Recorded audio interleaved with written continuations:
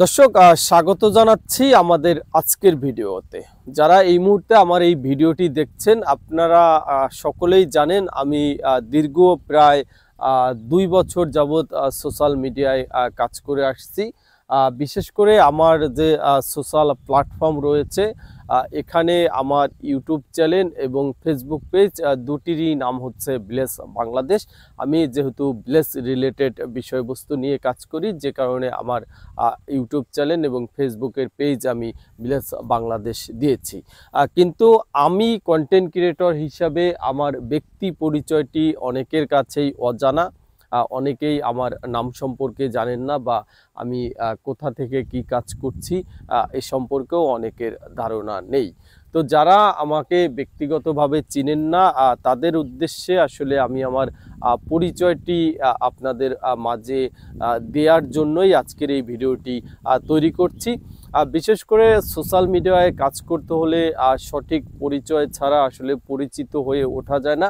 পাশাপাশি আনঅরিজিনাল কন্টেন্টের একটি ইস্যু থেকে যায়, অর্থাৎ ফেসবুক এবং ইউটিউব চ্যানেল কন্টেন্ট ক্রিয়েটরের পরিচয় সম্পর্কে নিশ্চিত না হলে এই কন্টেন্ট বা সেই চ্যানেলকে আনঅরিজিনাল কন্টেন্ট বা আনঅরিজিনাল চ্যানেল হিসাবে নিশ্চিত করে।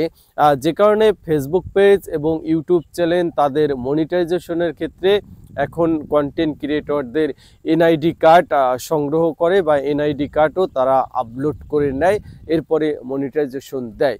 সেক্ষেত্রে একজন কন্টেন্ট ক্রিয়েটরের পরিচিত হয়ে উঠতে হলে তার ব্যক্তি পরিচয়টি আসলে জানা দরকার বা জানানো দরকার। সেক্ষেত্রে আমি কন্টেন্ট ক্রিয়েটর হিসেবে কাজ করছি। আমার নাম হচ্ছে মোহাম্মদ এলেম হাওলাদার। আমার গ্রামের বাড়ি হচ্ছে বরিশাল অঞ্চলে এবং পেশায় আমি একজন কম্পিউটার গ্রাফিক্সের ডিজাইনার। পাশাপাশি কিছু অনলাইন পত্রিকা বা অনলাইন মিডিয়ায় আমি সাংবাদিক হিসাবেও কাজ করে যাচ্ছি এবং দীর্ঘ প্রায় 2 বছর ধরে আমি ইউটিউব এবং ফেসবুকে কাজ করে যাচ্ছি এবং আমি প্রায় 16 থেকে 17 বছর ঢাকাতে রয়েছি এবং যখন থেকে আমি ঢাকাতে রয়েছি তখন থেকেই আমি কম্পিউটার বা এই যে ডিজিটাল যে প্ল্যাটফর্মগুলো রয়েছে সেটির সাথে যুক্ত ছিলাম। 2012 সালের পরে যখন বাংলাদেশে ইউটিউব চ্যানেল আসে, ফেসবুক আসে, পাশাপাশি অন্যান্য সোশ্যাল মিডিয়া যখন আসে, ঠিক তখন থেকেই এই বিষয়গুলো সম্পর্কে জেনেছি এবং এই বিষয়গুলো নিয়ে কাজ করার আগ্রহ ছিল। কিন্তু সঠিক গাইডলাইন বা প্রপারলি যে ইকুইপমেন্ট লাগে একটি সাবজেক্ট নিয়ে কাজ করতে, সেই সাপোর্টটি না পাওয়ার কারণে আসলে সে সময় কন্টেন্ট নির্মাণ করা আমার জন্য সম্ভব হয়নি।